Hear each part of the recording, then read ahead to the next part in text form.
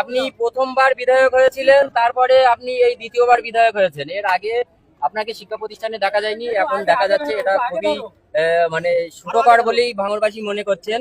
তো আজকে মূলত আপনি ভাঙড় মহাবিদ্যালয় দিয়ে শেষ করলেন, তার আগে ভাঙড় সাই মাদ্রাসা, তার আগে ভাঙড় বালিকা বিদ্যালয়, তার আগে ভাঙড় হাই স্কুল আপনি পরিদর্শন করলেন। মূলত কি কি সমস্যা তারা আপনাদের শিক্ষক, শিক্ষাকর্মী, শিক্ষার্থীরা করলেন, আর আপনি আপনার চোখ দিয়ে কি কি সমস্যা দেখলেন? বিষয়বস্তুটা হচ্ছে সব থেকে বেশি সমস্যা যেটা হচ্ছে শিক্ষক ছাত্র রেশিওটা মেনটেন হচ্ছে না। প্যারা টিচার, স্যাক টিচার দিয়ে চলছে, এবং সাথে সাথে যারা কন্ট্রাকচুয়াল দিয়ে আপনি সেই হাই স্কুল বলুন, কলেজের ক্ষেত্রে বলুন, গ্রুপ ডি যারা আছে, ঠিক পার্মানেন্ট অনেক পোস্ট না। একটা পজিটিভ কি দিক জানেন, বিভিন্ন জায়গায় যখন দেখা যায় ছাত্র সংখ্যা কমের জন্য স্কুল বন্ধ হয়ে যাচ্ছে। আমাদের ভাঙড়ে, ভাঙড় হাই স্কুলে 2462 জন স্টুডেন্ট, ভাঙড় গার্লস স্কুলে 2800-র অধিক স্টুডেন্ট, ভাঙড় কলেজে টোটাল মিলিয়ে প্রায় 10 থেকে 12,000 স্টুডেন্ট, ভাঙড় হাই মাদ্রাসায় প্রায় 1,500 স্টুডেন্ট। আজকে কথা বলে যতটুকু তারা তথ্য দিল, এখানে একটা পজিটিভ দিক হচ্ছে ভাঙড়ের মানুষজন পড়াশোনা করতে চায়। প্ল্যাটফর্মের দরকার, প্ল্যাটফর্ম আছে, এই প্ল্যাটফর্মটা বাড়াতে হবে।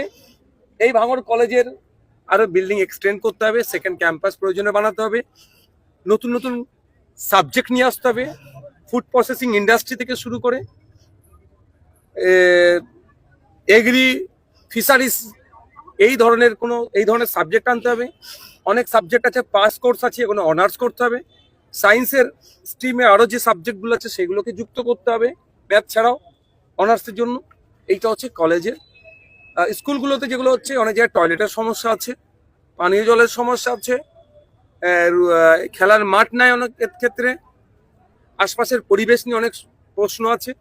সেগুলো সব কিছু আমি নোট করেছি, এবং কনসার্ন যিনারা head of the department, head of the institute, তাদেরকে আমি বলেছি যে আপনারা বিস্তারিত দিন, সেটা নিয়ে কথা হবে, এবং আমার এন্ড থেকে যেগুলো সমাধান করব। অন্যথায় ডিপার্টমেন্টাল মিনিস্টারদের সাথে বসে এগুলো সমাধান হবে। আর একটা বিষয়, যে নৈতিক পদস্খলন শিক্ষার্থীদের, যেমন আমাদের দেশের সেনাবাহিনীদের মধ্যে যে শৃঙ্খলা ব্যাপারটা খুবই গুরুত্বপূর্ণ। তো শিক্ষার্থীরাও ভবিষ্যতে দেশের কাণ্ডারি, তাদের শৃঙ্খলা ব্যাপারটা অত্যন্ত গুরুত্ব দেওয়া উচিত, কিন্তু তারা অত্যন্ত বিশৃঙ্খল আচরণ করছেন। যে কথা আপনি ক্লাসরুমে আলোচনা করেছেন, যে বাবা মায়ের মতো কেউ ভালোবাসতে পারে না, 2-6 মাস কেউ ভালোবাসছে, তাদের হাত ধরে গাড়িতে করে এখানে এখানে চলে যাচ্ছে, পাচার হচ্ছে।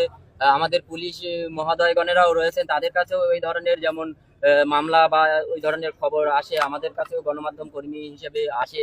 তারপরে আপনাদের স্কুলের চারপাশে, বিশেষ করে একটা আমি জিনিস জানিয়ে রাখি, আমার যতটুকু আইন জানা আছে, বিদ্যালয়ের 100 মিটারের মধ্যে কোনো প্রকার নেশাদ্রব্য, এমনকি বিড়ি, খৈনি, সিগারেটও বিক্রি করা যায় না, বিক্রি হচ্ছে এবং শিক্ষার্থীরা সেবন করছে। আমাদের ক্যামেরায় অনেক ধরা পড়েছে, আমাদের পুলিশ মহোদয়গণও অনেকে দেখে থাকেন। এবং অশ্লীলতা সব মিলে মানে একটা নৈতিক পদস্খলন, যেটা আপনি ক্লাসে খুবই ভালোভাবে বুঝিয়েছেন এবং শিক্ষার্থীরা খুব ভালোভাবেই নিয়েছেন, জানি না কতটা মানবে। তো এই নৈতিকতা ফিরিয়ে আনার জন্য কি ব্যবস্থা নেবেন আপনি ভাঙড়ে? বারাইপুরে একটা ঘটনা ঘটেছিল, আপনারা দেখেছেন, একটা 17 বছরের ছেলেকে হত্যা করে। কারা হত্যা করে? তার সহপাঠীরা। তাদেরও বয়স 17, 18, 20-র মধ্যে। আমি তখন একটা কথা বলেছিলাম যে বয়সে হাতে পেন ধরা দরকার, ছুরি ধরছে কেন? তাহলে আমাদের কোনো না কোনো জায়গায় একটা গ্যাপ তৈরি হচ্ছে। আশা করব শিক্ষা দপ্তরে এই বিষয়টা তারাও নিশ্চিতভাবে আলোচনা করছেন, প্রয়োজন আমিও ফ্লোরে আলোচনা করব, যে আমাদের মেন্টাল কাউন্সিলিং করার জন্য প্রতিটা স্কুলে যেমন সাবজেক্ট ওয়াইজ টিচার নিয়োগ করা হয়, তো মনোবিদও নিয়োগ করা হোক, এতে করে আমাদের এই বাচ্চাগুলোকে মেন্টালি তাদেরকে সাপোর্ট দেয়, সবসময় পজিটিভ বার্তা তাদেরকে দেবে, এবং ফিউচার কি আছে সেগুলো দেখাবে। আপনি একটা ক্লাসরুমেই বলেছিলেন বা বিভিন্ন আলোচনায় উঠে এসছে, আপনি বলেছেন যে যারা পেশাজীবী, বিশেষ করে ভাঙড়ে আপনার প্রশাসক, ভাঙড়ে আপনার বিজ্ঞান ক্ষেত্রে ইসরোতে চাকরি করেন, ভাঙড়ে আপনার যে জাতীয় পর্যায়ের খেলোয়াড় আছে, আপনার আইএসএল এর খেলোয়াড় রয়েছে, ভাঙড়ে ইদানিংকালে একটা আপনার ধুতুরা ফল থেকে মনোবিজ্ঞানের যে চিকিৎসার আবিষ্কার করছেন। ভাঙড়ে কি নেই? ফুলকপি, বাঁধাকপি ছাড়াও অনেক কিছু আছে, ভাঙড়ের নদী আছে। তো নদীর প্রসঙ্গ আমি আজকে আসবো না। তো এই বললেন যে ছাত্রছাত্রীরা যারা অনুপ্রাণিত হয় তাদের দেখে, ভাঙড়ের এই মহান কৃতি ব্যক্তিদের দেখে, আপনি তাদেরকে এনে একটা মানে মোটিভেশনাল ক্লাস টাইপের করবে বলেছেন, আসলে এটা আপনি কবে থেকে করবেন? দেখুন, আমরা তো বিগত 5 বছরে তো যে সরকার ছিল সেটা বাদ দিন, ভাঙড়ে তো একটা অবরুদ্ধ করে রেখেছিল, ভাঙড়কে একটা ব্লক করে রেখে দিয়েছিল, আটকে রেখেছিল। সে জায়গা থেকে পরিত্রাণ পেয়েছে ভাঙড়ের মানুষ। আমার ইচ্ছাগুলো পাবলিক ডোমেনে দিচ্ছি এবং বাস্তবায়ন করবো।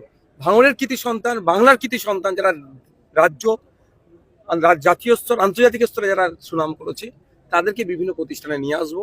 তাদেরকে দিয়ে আমাদের যারা পরের প্রজন্মকে মোটিভেট করবো।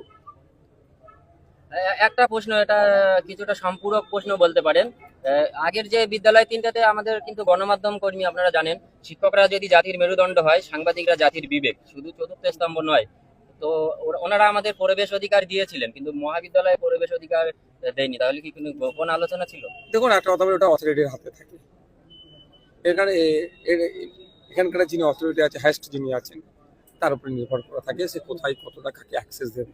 আচ্ছা, আপনার কি এই ধারাবাহিকতা বজায় থাকবে? আপনি ভাঙড়ের প্রত্যেক প্রতিষ্ঠানে যাবেন? আর একটা আমি মাঝখানে বলে রাখি, প্রাইমারি প্রাথমিক যে বিদ্যালয়, সেখানকার অবস্থা আরো শোচনীয়। আপনি কি সেখানে যাবেন? দেখুন না কি কি করছি, ধারাবাহিকতা কি বজায় থাকবে? দেখতে থাকুন। অনেক ধন্যবাদ আপনাকে। কলেজের পশ্চিমবাংলা কলেজের জন্য যে অস্থায়ী শিক্ষা কমিটি যে কর্মীদের জন্য কি বার্তা দেবেন? আপনি তো বিধানসভায় বলেছেন। বিধানসভায় বলেছি, স্যাক টিচারদের জন্য বলেছি, স্কুল কলেজের ক্ষেত্রে সমস্ত স্তরে যারা কন্ট্রাকচুয়াল বেসিসে কাজ করছে তাদের সাম্মানিক অনেক কম, সাম্মানিক বাড়াতে হবে। কলেজ লেভেলে অনেক কন্ট্রাকচুয়াল স্টাফদের দিয়ে চলছে। যারা যদি অফ হয়ে যায়, টোটাল কলেজের যে পড়াশোনার পার্টটা নয়, অ্যাডমিনিস্ট্রেটিভ পার্টটা বন্ধ হয়ে যাবে। শুধু তাই নয়, ভাঙড় কলেজে প্রায় 60% স্যাক টিচারদের চলছে, কিন্তু তাদের যে সম্মানিতা পাওয়া দরকার, সম্মানটা পাওয়া দরকার, ফ্যাসিলিটিস যেগুলো পাওয়া দরকার সেগুলো নাই। এছাড়াও ভাঙড় কলেজে ওন ফান্ড দিয়ে বেশ কিছু টিচারদেরকে নিয়োগ করেছে, কিন্তু এখানে নিয়োগ দিতে হবে, তা নিয়ে অনেক চর্চা হচ্ছে, আগামী দিনেও চর্চা হবে। মাননীয় বিধায়ক, একটা গুরুত্বপূর্ণ প্রশ্ন, সেটা হলো অভিযোগ, বিরোধীদেরও অভিযোগ, এমনকি আপনার দলের অভিযোগ, যদিও এটা শিক্ষা বিষয়ক বলেই করছি, মাঝখানে একটু দল এসে গেল, হলো কিনা তৃণমূল সরকারের আমলে অনেক যারা অস্থায়ী কর্মী, তারা নাকি দলীয় প্রভাব খাটিয়ে, দলীয় চাটুকারিতা করে, আমি নাম ধরে বলতে পারি, কিন্তু আমি নাম ধরে বিড়ম্বনায় ফেলছি না, আপনি হয়তো খবর নিলে জানতে পারবেন, বা আপনার কাছে সেই তথ্য হয়তো রয়েছে। তার যোগ্যতা থাকে, সে তৃণমূল করলেও, চাকরি করলে আমার মনে হয় সেটা দোষণীয় নয়। কিন্তু যদি অবৈধভাবে, অযোগ্য, অথচ দলীয় প্রভাব খাটিয়ে চাকরি করে থাকেন, এটা আপনি কি কিছু ব্যবস্থা নেবেন কিনা, দেখবেন কিনা? দেখুন, আমি সবসময় বৈধ পন্থা অবলম্বন করে চলি, অবৈধ পন্থার আমি বিরুদ্ধে। আজকেও এসে এখানে টিচারদেরকেও বলেছি, যিনি ভারপ্রাপ্ত দায়িত্ব ছিলেন তাকেও বলেছি যে আমার ছেলে আর অন্য ছেলে কিছু নয়, অবৈধ পন্থা কিছু না চলে, আইনের বেখিলাফ না চলে। স্বাভাবিক ক্ষেত্রে সবার ক্ষেত্রে আইন মেনে চলতে হবে।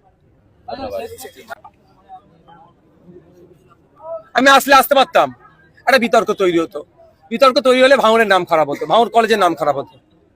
আমি সবসময় এড়িয়ে গেছি ভাঙড়ের, আমার দ্বারাই, আমার রাইট থাকার উপরও আমি কেন আসিনি, ভাঙড়ের না বদনাম হয়, সেই জন্য। ভাঙড়ের বদনাম হোক আমি কোনো মতেই চাই না।